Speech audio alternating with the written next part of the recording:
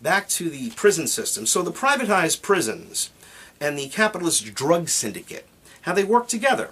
The drug war has become a major vehicle of militarization in Latin America. It's a vehicle funded and driven by the U.S. government and fueled by a combination of false morals, hypocrisy, and a lot of cold, hard fear. The so-called war on drugs is really a war on people, especially youth, women, indigenous peoples, and dissidents. The drug war has become the main way for the Pentagon to occupy and control countries at the expense of whole societies and many, many lives.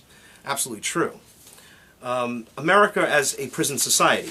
According to the Justice Department, 7 million people, or 1 out of every 32 adults, are either incarcerated on parole or probation or under some other form of state or local supervision. 1 out of every 100 Americans is now in prison. In 1970, Congress created the National Communication on Marijuana and Drug Abuse to carry out a study and then propose a new drug law, the Rockefeller drug laws. The official report favored discouraging the use of marijuana, but recommended decriminalizing it. The recommendations were denounced in 1973 by President Nixon, who proclaimed a national war on drugs. Congress passed legislation giving the same severe jail time for the milder cannabis as for the sale of possession of cocaine and heroin. This remains the foundation of the current drug law. 37 million, or 1 out of every 6 Americans, regularly use emotion-controlling medical drugs. The users are mostly women. The pushers are doctors, and the suppliers are the pharmaceutical companies. The profits are stupendous. In the U.S., as of 2003, there were more than 125,000 alcohol-related deaths a year. 473,000 died prematurely from tobacco-related illnesses. 53,000 of these are non-smokers. While not a single one of the 31,450,000 marijuana users dies because of, according to the model in the Lancet, dies because of their use of this benign plant, and this is according to the prestigious medical journal, The Lancet. The smoking of cannabis, even long-term, is not harmful to health. It would be reasonable to judge cannabis as less of a threat than alcohol or tobacco. Yes, but it is such a profit maker. And they put this disinformation out that, oh my God, it leads to higher drugs, and it's real bad, and it's terrible, and all of this other stuff. The focus of the drug war in the United States has shifted significantly over the past 2 decades from hard drugs to marijuana, which now accounts for nearly half of all drug arrests nationwide, according to an analysis of the Federal Crime Statistics in 2005. A study of the FBI data by Washington-based think tank The Sentencing Project found that the proportion of heroin and cocaine cases plummeted from 55% of all drug arrests in 1992 to less than 30% 10 years later. During the same period, marijuana arrests rose from 28% of the total to 45%. Today in 15 states, for a nonviolent marijuana-related offense, you could be sentenced to life in prison without parole, while national average sentence for murder is 6 to 8 years. Enforcing marijuana prohibition costs taxpayers an estimated $10 billion a year annually and results in the arrest of more than 829,000 individuals per year, far more than the total number of arrestees for all violent crimes combined, including murder, rape, robbery, and aggravated assault. So you see where I'm going here? Does that make any sense? $10 billion to arrest 829,000 Americans per year, or people per year, which is far more than the total number of all violent crime arrestees, including murder, rape, robbery, and aggravated assault. As you see, it's money. It is all about this prison system that we're going to go deeply into, the corporate prison system. Okay. Of those charged with marijuana violations, approximately 89%, that's 738,915 Americans, were charged with possession only. The remaining 790,710 individuals were charged with sale or manufacturing, a category that includes all cultivation offenses, even those where marijuana was being grown for personal or medical use. In past years, roughly 30% of those arrested were aged 19 or younger. More of our population is now behind bars for marijuana offenses than at any time in our history. The U.S. Sentencing Commission reports that only 5.5% of all federal crack cocaine defendants and 11% of all federal drug defendants are high-level dealers. The rest are low-level operatives and those caught possessing. Of course, they don't want to kill the golden goose. They want to, they want to get suck the money out of the the user, get him on it, prosecute him, arrest him, put him through the system so he gets 3 hots to trot in the private prison system, that the state gets money from the federal government. Oh, it's beautiful. It's good. This is what they do. This is how they're starting to do it. So anyway, let's talk about those private prison profits. Revenues in the private prisons corporations passed the $1 billion mark in 1998. That's pretty big. And now it's closing in on $2 billion. 2 companies dominate the privatized incarceration industry. That's the Corrections Corporation of America, the CCA, and the GEO Group, which was formerly known as the Wackenhut Corrections Corporation.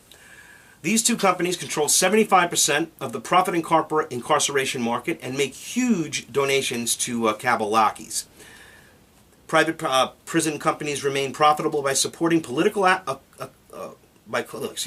Private prison companies remain profitable by supporting private accomplices to support stricter sentencing laws and strict tough-on-crime legislation. To maintain profits, corporate-owned persons need a steady flow of inmates. Now this leads to a lot of tyranny, and this is tyranny that's on record, and it's growing every day. In Pennsylvania, there's a judge. I have the article. I'm jumping ahead here, but I think it makes for a good point.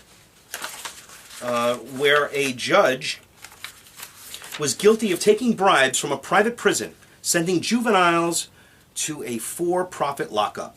2 senior Pennsylvania judges have been sentenced to 7 years in prison for taking bribes from juvenile detention centers. In exchange for the bribes, the judge turned in guilty verdicts for the teens who appeared before them and sent them to juvie, thus enriching the operators of their little gulag there. For this, the judges received $2.6 million in kickbacks.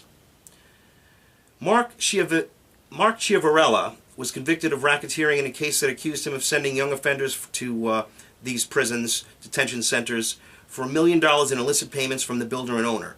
Prosecutors convicted former Lucerne County judge who used children as pawns, locking them up unjustly in a plot to get rich. It's unbelievable. He's found guilty on 12 out of 39 charges on Friday, including, this is from 2011, this is from 2010, I mean, including racketeering, money laundering, and conspiracy in connection with the nearly $1 million payment from Robert Merickley, the developer of PA Child Care Center. He plans to appeal. Chiavarella was acquitted on charges of bribery and extortion, blah, blah, blah. But no charges have been filed against the private prisons that paid the bribes. What a shock. So we've got even higher level corruption in the judicial system going from that. It's unbelievable. Now they need this steady flow of income, of prisoners to have their steady flow of income from our tax dollars that we're paying. And as you see, most of the people in prisons shouldn't even be there, or they don't need to be there. And it's a fraud to say that it's going to make society more dangerous, because clearly the most dangerous people are in jail, and if you take away the ones that aren't, you can close hundreds of prisons and save millions and millions of dollars, maybe billion. But no, we can't do that, because we have to continue this assault till everybody ends up in the prison system, and the whole planet is a prison, which is really their goal, and working for it, and they're getting pretty close. Now, at the start of 2008, the American penal system held more than 2.3 million adults. China, with 4 times the population of the United States, was second with 1.5 million, behind Russia, who was a distant third with 890,000 inmates. According to the latest available figures, beyond the sheer number of inmates, America also is the global leader in the rate at which it incarcerates its citizenry, outpacing nations like South Africa and Iran. Nice. Iran's our enemy, but look what's happening at home. You see, this is how they work. They pump up the patriotism, and this is the greatest country in the world, and I think it's patriotic to pay my income taxes, and they say, this is the shining light, the beacon of freedom and prosperity. Come here and we will steal from you. Come here and we will tax you. Come here and we will incarcerate you. Come here and we will take anything we can to enslave you, to change laws to favor corporations, to destroy the individual in favor of the collective. That is the essence of tyranny and the essence of collectivism. Anyway, so in Germany, 93 people are in prison for every 100,000 adults. In the U.S., the rate is roughly 8 times that, or 750 per 100,000. Now, I know you're going to say, that's because of the blacks and the Puerto Ricans and all this, because they're the ones that are in jail. Yeah, you see, the globalists are really good. Remember, the CIA created the drug problem. They really did, and they continue to keep it going. They created the business of it. Who do you think gave Ken Kesey the acid to go around in the 60s, turning everybody on in all the colleges, and turning people on to weed and everything else? Who did that? Whose experiment was that, the electric Kool-Aid acid test? It was the CIA. MK Ultra, and all of these other combined programs through this really shadow government, secret government, like Bill Moyers, a great thing you can see on YouTube, all about, from 1987. Bill Moyers did a tremendous expose on the Iran-Contra and the CIA drug dealing. Then you can look at Mena, Arkansas, with Bill Clinton when he was governor. They brought so much cocaine through there. Boy, Bill was snorting it like left and right. Boy, let me tell you something. It's on record. All those women that he groped and everything, he did it. It's all true. It's all true. And I voted for him. That's why everyone, again, listen to this. You got to understand, I was deceived my whole life. I woke up, started doing my research, which is what everybody should do. And you start to learn the truth. And then all you can do is seek truth, because you realize, man, I'm angry because everybody, everything that I've been taught and told and people that I supported lied to me. And I'm just tired of it. I'm sick of people lying and bowing down to the masters. I mean, let's admit that at least we are slaves, but we're having a rebellion against this. Now, today in Hartford, Occupy Hartford Rally is at 5 o'clock today. Okay, there's going to be a lot of people going down there to Bushnell Park, and it's going to be a big rally. Tomorrow, We Are Change are having a rally at the same spot, 10 a.m. And I'll be putting a lot of postings on wearechange.org. You can go to wearechange.connecticut.org. You can also go, of course, to Freedom First Films on YouTube to watch anything here. But the best spot is to go to the website wearechangeCT.org. Okay. Now, starting with all of this, as I was mentioning, Obama and the cabal puppets pushed for the increased illegal immigration invasion of the U.S. and repressive laws such as states in Arizona, Utah, Florida, Ohio, Tennessee, Iowa, and Georgia result in immigrants landing in privatized prisons. It's a beautiful program. That's why we don't have... It's not because they're bad. They bring them in here, okay? And the argument, it's insidious. They're so clever in their deception.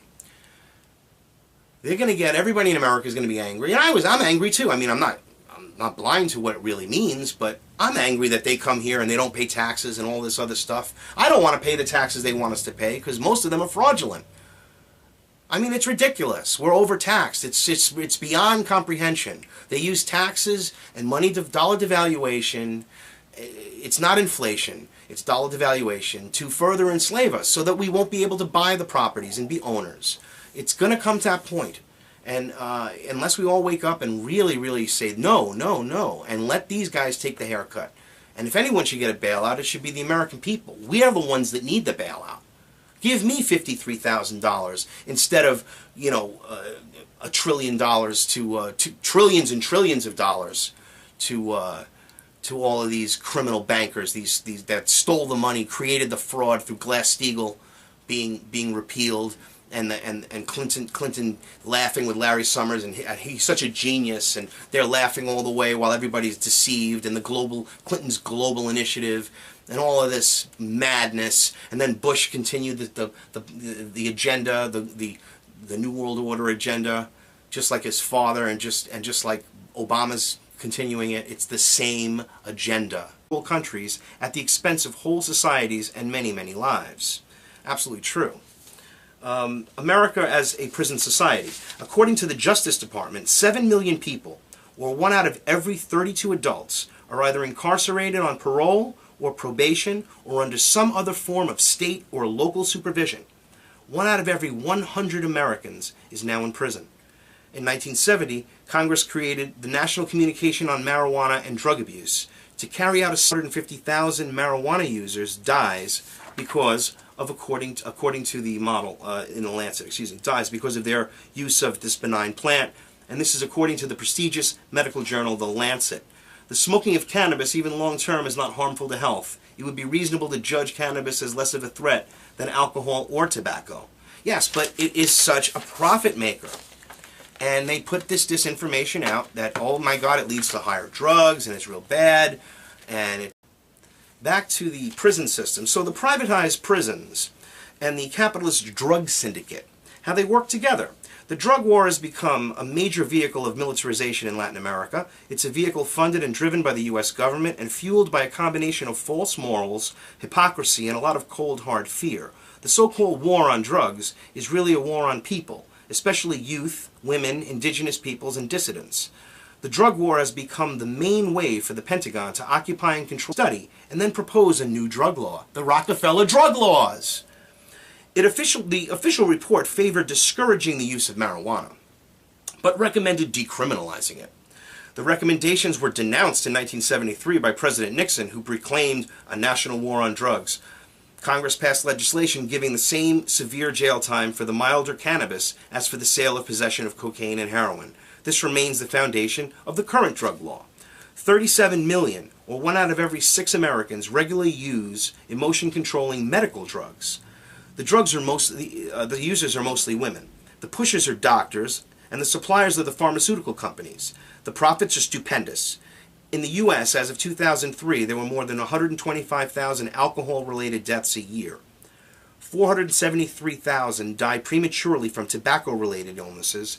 53,000 of these are non-smokers. While not a single one of the 31,400,000